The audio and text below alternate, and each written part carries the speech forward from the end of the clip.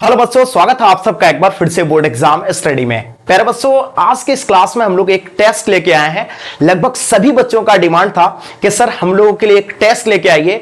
लगभग बच्चों का हिस्ट्री का सिलेबस आप लोग का कंप्लीट होने पे है, तो आप लोग डिमांड कर रहे थे कि सर एक टेस्ट ले लीजिए ताकि इससे हम लोग को पता चलेगा कि हमारा तैयारी किस लेवल का है। तो बच्चों बिल्कुल तैयार हो जाइए इस टेस्ट को लगाने के लिए। इसमें हम लोग टॉप 30 क्वेश्चन को कलेक्ट किए हैं जो इस बार 2026 के एग्जाम में आने की 100% संभावना है। नहीं, उसी पैटर्न पर आधारित सभी प्रश्नों को कलेक्ट किए हैं, इसलिए किसी भी बच्चे को क्लास को स्किप नहीं करना है, बिल्कुल एंड तक रहना है। एंड जो भी बच्चे आप लोग नए आ रहे हैं, सबसे पहले चैनल को भाई सब्सक्राइब कर ले आप लोग, और साथ साथ में अपने अपने दोस्तों के साथ भी शेयर कर देंगे ताकि इससे आपके दोस्त लोगों को भी हेल्प हो पाएंगे। और जो बच्चे ग्रुप में नहीं ज्वाइन हो पाए, इस नंबर पर आप लोग हाई हेलो लिख करके सेंड कर दीजिएगा, आपको ग्रुप में जोड़ दिया जाएगा 9162055090। इस नंबर पे आप लोग हाई हेलो लिख करके सेंड करेंगे, आपको जो है एक लिंक मिलेगा, उस लिंक के माध्यम से ग्रुप को ज्वाइन कर लीजिएगा। या किसी भी बच्चे को क्रैश कोर्स ज्वाइन करना है, क्योंकि क्रैश कोर्स हम लोग का लॉन्च हो गया है लेकिन आपको पूरी तरह से नहीं बताया गया है। जो भी बच्चों को अगर क्रैश कोर्स में जुड़ना है, इस नंबर पे कॉल कर लीजिएगा, जो कि बहुत कम प्राइस में भी क्रैश कोर्स में आपको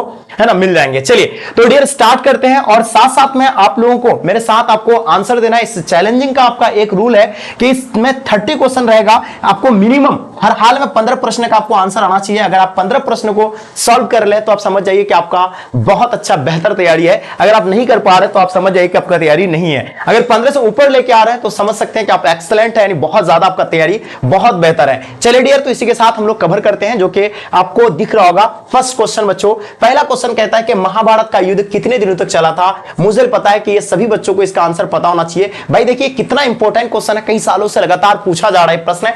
तो आपका यहाँ ऑप्शन क्या दिया, 15, 16, 17, 18, 2 सेकंड का समय दिया गया है। आपका समय समाप्त हो रहा 18 है, ये बिल्कुल सही बात है। और इससे पहले आपको थोड़ा सा और भी जानना चाहिए कि महाभारत का लेखक कौन है। वेद व्यास है, ये तो आप लोग सभी बच्चे जानते होंगे कि इसका लेखक है ना, कौन है भाई, वेद व्यास है। महाभारत का युद्ध कहां पे चला था, कुरुक्षेत्र के मैदान में 18 दिन तक चला था। किसके किसके बीच चला था, कौरव और पांडव के बीच। किसमें जीत किसकी हुई थी, पांडव की जीत हुई थी, ये आपको याद होगा। चलिए आप देखिए दूसरा सवाल आपका आपके स्क्रीन पे, कुरुक्षेत्र का युद्ध किसने जीता है। जस्ट मैंने अभी आपको जस्ट बताया कि कुरुक्षेत्र का युद्ध किसने जीता है डियर। तो देखिए आप लोगों को मालूम होनी चाहिए कि कुरुक्षेत्र का युद्ध जो है किसके द्वारा, पांडव के द्वारा जीता था। मैंने कहा था ना कि कुरुक्षेत्र का युद्ध जो है दो है ना, इसमें कौरव और किसके बीच हुआ था, पांडव के। जीता कौन था इसमें, तो पांडव जीता था। और कहां पर हो रहा था, है ना, कुरुक्षेत्र के युद्ध में 18 दिन तक चला था, कुरुक्षेत्र के मैदान में। ठीक है, चलिए अब देखिए डियर, तीसरा क्वेश्चन आपके स्क्रीन पे आ गया कि फोर्ट विलियम कहां पे है ना स्थापित किया गया था, और ये बताइएगा, जल्दी से बताएंगे।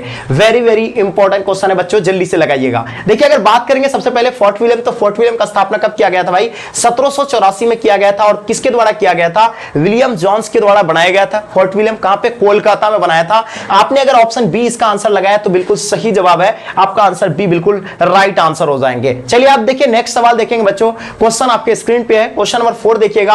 फटाफट आंसर लगाने का प्रयास कीजिए, जल्दी से, तेजी से, ज्यादा समय नहीं है, 2 सेकंड का आपको समय मिला है। देखिए अगर इसकी बात करें भाई, तो प्राचीनतम वेद कौन सा है। आप लोगों को मालूम ही होगा कि वेद कितना है, हम सब जानते हैं कि वेद 4 है, समवेद, ऋग्वेद, अर्थवेद, यजुर्वेद, ये 4 वेद है। उसमें से सबसे प्राचीन वेद, तो इसका सही जवाब आपका ऑप्शन बी होगा। अगर आपने ऑप्शन बी इसका आंसर लगाया है तो बिल्कुल इसका सही आंसर आप लोगों का। ठीक है, चलिए बहुत बढ़िया।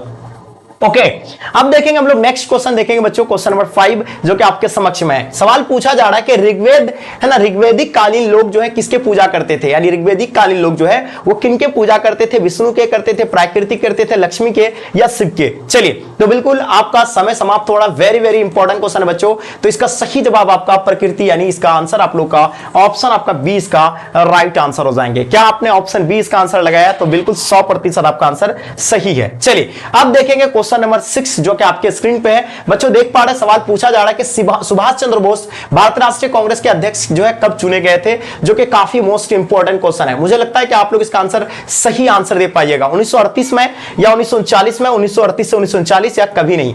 तो बिल्कुल अगर बात करेंगे भाई कोई सा भी नहीं, आपको बताना कि इसका आंसर कौन सा होगा, फटाफट बताइएगा। तो हम जानते हैं कि सुभाष चंद्र बोस जो बने थे वो 1938 से लेकर 39 तक जो है क्या रहे थे भाई, है ना, क्या रहे थे, ये अध्यक्ष रहे थे। किसका, सुभाष चंद्र बोस, भारतीय राष्ट्रीय कांग्रेस पार्टी पार्टी के जो अध्यक्ष रहे थे 1938 से लेकर के 1939 में, ठीक है। और भारत राष्ट्रीय कांग्रेस पार्टी का स्थापना कब हुआ था, तो बिल्कुल ये भी पता होना चाहिए 1885 में हुआ था, है ना। इसका सही जवाब आप लोग का ऑप्शन सी यानी राइट आंसर हो जाएंगे। चलिए बात करेंगे काला कानून किसे कहा गया है। भाई देख पा रहे काला कानून, देखिए हम लोग क्लास 10th में भी पढ़े हैं, ये 12th में भी आकर के पढ़ रहे हैं, जल्दी जल्दी बताइएगा। देखिए ये MVVI प्रश्न है आपके एग्जाम के पॉइंट ऑफ व्यू से। देखिए अगर बात करें भाई तो अंग्रेज के द्वारा एक कानून लेके आया था जिसका नाम था काला कानून। इसका मतलब होता है ना दलील ना अपील ना वकील, है ना, जिसको रॉलेट एक्ट के नाम से जानते थे। अगर आपने ऑप्शन ए लगाया तो बिल्कुल सही है। और ये कब पारित किया था बच्चों, तो आप लोगों को मालूम होनी चाहिए 1919 में ये पारित किया गया था। ये चीजें आपको, है ना, बिल्कुल नोट कर लेनी चाहिए। चलिए आगे देखिए नेक्स्ट क्वेश्चन देखेंगे बच्चों। क्वेश्चन नंबर 8 देखिएगा जो आपके स्क्रीन पे, किस धातु का ज्ञान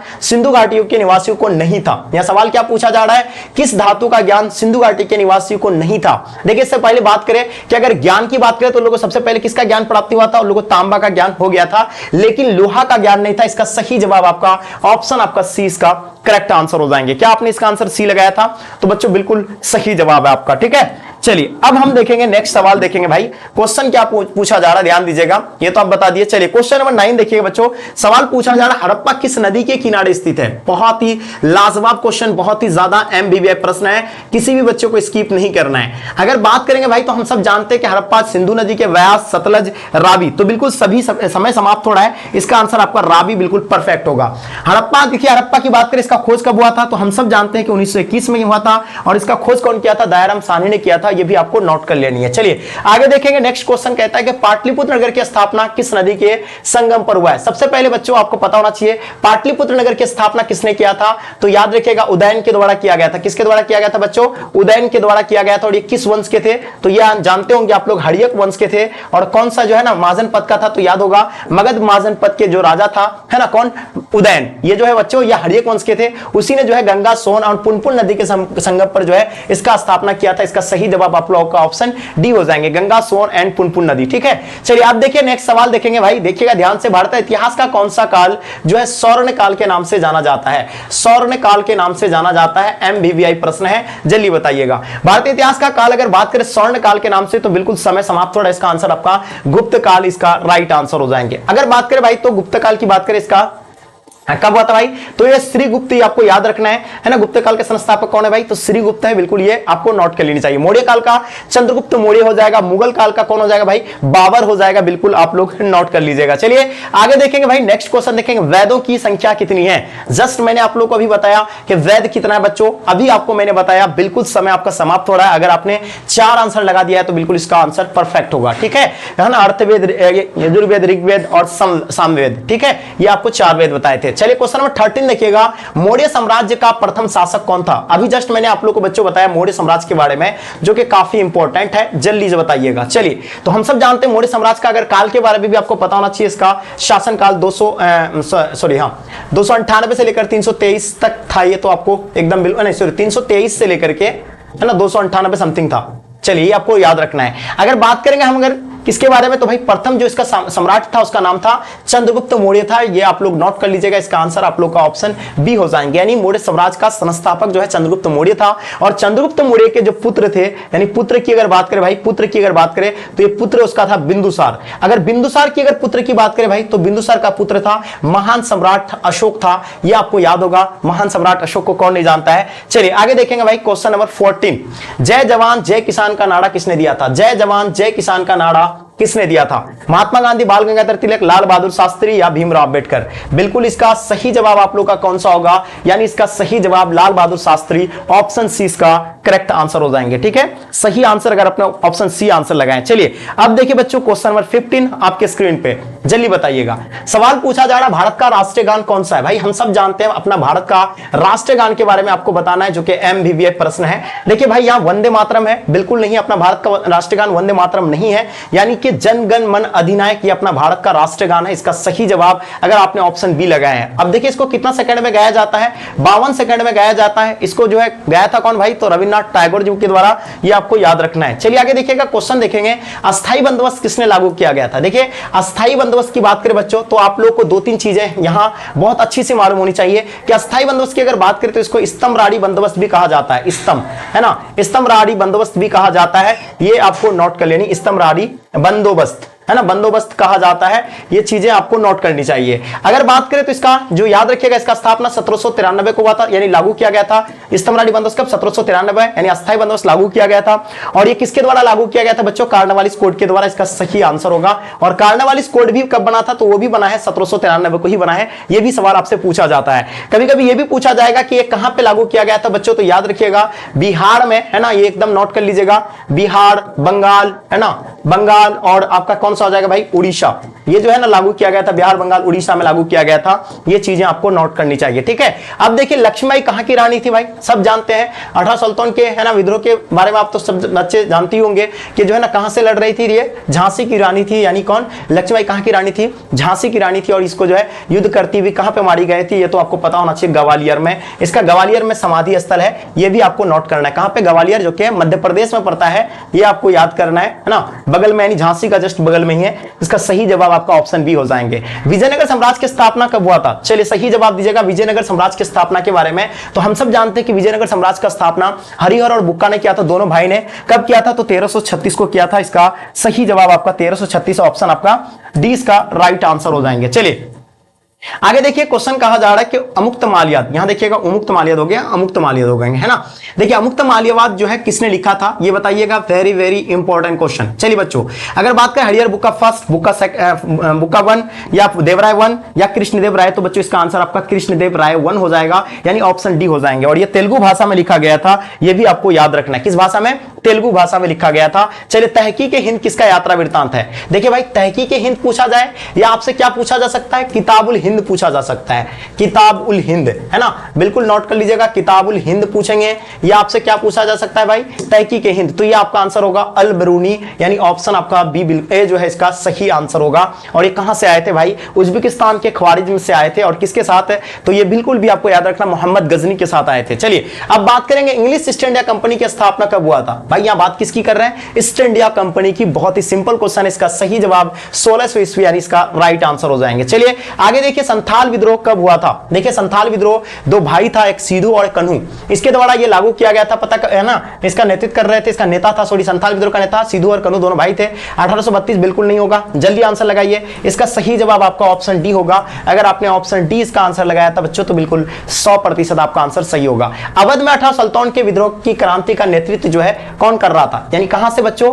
अवध से कौन कर रहा था ये बताइए आप लोग, ठीक है। हम लोग जानते हैं कि अवध से अगर बात करें तो अवध से कौन कर रहा था? चाहे अवध पूछा जाए या आपसे क्या पूछा जा सकता है? लखनऊ से पूछा जाएगा, है ना, बिल्कुल ये याद रखिएगा। अवध से पूछेंगे या लखनऊ से पूछेंगे, तो इसका सही जवाब आपका क्या हो जाएगा भाई? तो इसका आंसर होगा बेगम हजरत महल, यानी इसका आंसर आपका सी इसका करेक्ट आंसर हो जाएंगे, यानी बेगम हजरत महल हो जाएंगे, ठीक है। तो बिल्कुल आपने नोट कर लिया है, बिल्कुल परफेक्ट होगा। बिहार से कौन था भाई? कुंवर सिंह था। पटना से कौन था? पटना से पीर अली था। अगर जगदीशपुर से पूछा जाए तो कुंवर सिंह हो जाएगा, है ना। आरा से भी पूछा जाएंगे तो भी जो आपका क्या होगा, है ना, कुंवर सिंह हो जाएंगे। चलिए बात करें 18 सुल्तान के विद्रोह के समय भारत का जो गवर्नर था, उस टाइम भारत का गवर्नर के बारे में बताना है। बिल्कुल समय समाप्त हो रहा है, चलिए जल्दी फास्ट लगाइए। क्लाइव, बेंटिंग, कैनिंग या डलहौजी, तो बिल्कुल इसका समय समाप्त हो रहा है। आपका आंसर सही जवाब कैनिंग हो जाएंगे, यानी ऑप्शन आपका सी राइट आंसर हो जाएंगे। बनवाली किस राज्य में स्थित है? भाई देखिएगा बनवाली, इस तरह का आपसे जो है 3-4 सवाल पूछा जाता है, जो कि इसमें से आपको एक तो 100% आपको हर साल पूछा जाता है। पहला आपको पूछा जाएगा धौलावीरा के बारे में, याद रखिएगा धौलावीरा। ये धौलावीरा कहां पे भाई? धौलावीरा याद रखिएगा, धौलावीरा कहां पे? गुजरात में होगा। और ये आपका कौन सा हो जाएगा भाई? लोथल के बारे में पूछा जाता है, ये कहां पे स्थित है? लोथल भी गुजरात में स्थित है। तीसरा आपसे पूछा जाता है क्या? कालीबंगा, याद रखिएगा कालीबंगा। कालीबंगा ये कहां पे है? ये राजस्थान में है। बनवाली जो पूछा है ये आपका हरियाणा में है, इसलिए इसका सही जवाब आप लोग का ऑप्शन ये हो जाएगा। यानी मतलब ये 4 क्वेश्चन को आपको याद रखना, इसमें से आपका एक प्रश्न आपको 100% पूछा जाएगा। चलिए अब देखिए बच्चों, हड़प्पा सभ्यता किस युग की सभ्यता है? देख पा रहे हैं, ये लगातार प्रश्न पूछे गए हैं, एकदम लगातार सभी प्रश्न पूछे गए हैं। हड़प्पा सभ्यता की बात करें भाई, तो ये पूर्व पाषाण का था, नव पाषाण का, कांस्य युग का, लोह युग का। बिल्कुल समय समाप्त हो रहा है। इसका सही जवाब आपका ऑप्शन सी इसका राइट आंसर हो जाएंगे। क्या आपने ऑप्शन सी इसका दिया था? बिल्कुल सही है। देखिए हड़प्पा सभ्यता इसको क्यों कहा जाता है? क्योंकि सबसे पहला खोजा गया जो स्थल था उसका नाम हड़प्पा था, जो कि इसका खोज 1921 में किसने किया था भाई? दयाराम साहनी ने किया था। ये आप लोग को नोट कर लेनी है, ठीक है भाई। चलिए बहुत जबरदस्त। चलिए आगे देखेंगे, नेक्स्ट सवाल देखिएगा। क्वेश्चन है कि हिंदू परंपरा में मोक्ष प्राप्ति, है ना, किसकी बात हो रही है? मोक्ष प्राप्ति का मार्ग क्या है? देखिए हिंदू परंपरा में मोक्ष प्राप्ति का मार्ग क्या है? ज्ञान मार्ग, यानी आपको ज्ञान ये करना, अर्ज करना है, उसका कर्म का आपका अच्छा होना चाहिए, भक्ति मार्ग आपको अपनाना चाहिए, तभी आपको क्या होगा भाई, मोक्ष प्राप्ति होगा। इसका सही जवाब आपका ऑप्शन डी इसका राइट आंसर हो जाएंगे। चलिए देखिएगा, भारत का प्रथम मुगल सम्राट कौन था? भारत का प्रथम मुगल सम्राट कौन था भाई, इनके बारे में बताइएगा। Very very important question. देखिए अगर बात करें भारत का प्रथम मुगल सम्राट की बात करेंगे बच्चों, तो बिल्कुल नोट कर लीजिएगा, भारत का बाबर हो जाएगा, औरंगजेब, मोहम्मद शाह, बहादुर शाह जफर हो जाएंगे। तो बिल्कुल इसका सही आंसर आपका बाबर होगा। अब एक चीज और भी आपको याद होना चाहिए, अगर हम बात करेंगे तो बाबर जो है मुगल वंश का नींव कब रखा था, तो ये 1526 में रखा था। ये तो आप लोग को मालूम होनी चाहिए। कौन सा युद्ध में, तो याद रखिएगा पानीपत का पहला युद्ध में हुआ था, है ना। पानीपत का पहला युद्ध हुआ था कब, 1526 में हुआ था। ये भी आपको नोट कर लेनी चाहिए। दूसरा युद्ध कब हुआ था, 1556 में। तीसरा अगर बात करें भाई तो तीसरा 1761 में हुआ था। ये भी चीजें आपको याद रखना है, ठीक है। चलिए अब देखना है समुद्रगुप्त की तुलना किस यूरोपीय शासक से की जाती है। देखिएगा सवाल आपके स्क्रीन पे आ गया भाई, ध्यान से अच्छे से बताइएगा। देखिए समुद्रगुप्त की तुलना किस यूरोपीय शासक से की जाती है, जल्दी बताइएगा। हम सब जानते हैं कि समुद्रगुप्त की तुलना किससे की जाती है, नेपोलियन से की जाती थी। इसका सही जवाब आपका नेपोलियन आप लोगों का आंसर करेक्ट हो जाएगा। क्या आपने नेपोलियन आंसर इसका लगाया था, तो बिल्कुल सही है ना। चलिए बिल्कुल आपका लास्ट और अंतिम क्वेश्चन बचा हुआ है, तेजी से आप लोग आंसर लगाइएगा। बहुत बढ़िया। देखिए भाई क्वेश्चन नंबर 13 है ना, लास्ट क्वेश्चन है, एकदम ईमानदारी से आप लोग को बताना है, जवाब देना इसका। चलिए सवाल पूछा गया कि मौर्य वंश के संस्थापक कौन था भाई। देखिए मौर्य वंश का संस्थापक के बारे में पूछा गया, तो हम जानते हैं कि मौर्य वंश के संस्थापक जो था वो कौन हो जाएगा भाई, तो चंद्रगुप्त मौर्य। ये तो आपको बिल्कुल मैंने बताया था, इसका सही जवाब होगा। उसके बाद दूसरा शासक बिंदुसार बना था इसका। तीसरा शासक आपका है ना कौन बना था, तीसरा शासक तो सम्राट अशोक बना था। तो प्यारे बच्चों ये मैंने आपको कितना 30 क्वेश्चन को कलेक्ट किया था, जो कि काफी इंपॉर्टेंट था। टॉप 30 प्रश्न को कलेक्ट किया था। आप इन टॉप 30 में से खुद से कितने क्वेश्चन को सॉल्व कर पाए ये आप बताइए कमेंट करके, और इससे ये पता चलेगा कि आपका तैयारी भाई किस लेवल का है। और बिल्कुल आप लोगों को कमेंट करके जल्दी से बताइए। और जो भी बच्चे आप लोग नए आ रहे हैं है ना, चैनल को आप लोग सब्सक्राइब कर लीजिए, और साथ साथ में अपने दोस्तों के साथ भी शेयर कर देंगे, ताकि इससे आपके दोस्त लोगों को भी हेल्प हो पाएंगे। एंड एक चीज और भी आपको याद रखना है। क्या याद रखना है, यहां ध्यान रखिएगा कि जो भी बच्चे अभी तक आप लोग क्रैश कोर्स में नहीं ज्वाइन हुए हैं, इस नंबर पे बच्चों आप लोग कॉल करके है ना ज्वाइन कर लीजिए, क्योंकि अभी जो है क्रैश कोर्स में आपका स्टार्ट हो गया है, और बहुत कम प्राइस में आपको जो है क्रैश कोर्स में अभी मिल रहा है, जो कि मात्र इसका जो प्राइस है बच्चों 299 रुपया रखा गया है। और पता है आपको 299 रुपया में साथ साथ में आपका जो है क्या फ्री है, नोट्स फ्री आपको दिया जा रहा है। ये प्लस पॉइंट है, आप जितना जल्दी ले लीजिएगा। ये 2 दिन का टाइम दिया गया है, 2 दिन के अंदर आप ले लेते हैं तो आपको नोट्स फ्री मिल जाएगा। चलिए तो बच्चों यहीं तक इस क्लास को हम लोग एंड करते हैं, और मुझे बहुत मजा आया। आप लोग इतने पूरे क्लास को अच्छे से किए, और ज्यादा से ज्यादा प्लीज आप लोग शेयर कीजिएगा। और यहीं तक इस क्लास को हम लोग एंड करते हैं। जब तक के लिए जय हिंद, जय भारत, लव यू ऑल।